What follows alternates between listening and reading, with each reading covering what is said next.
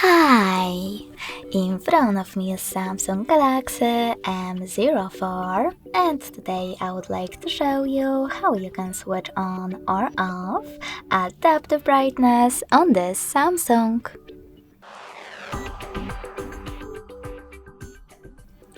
First of all, go into settings and scroll down to access display.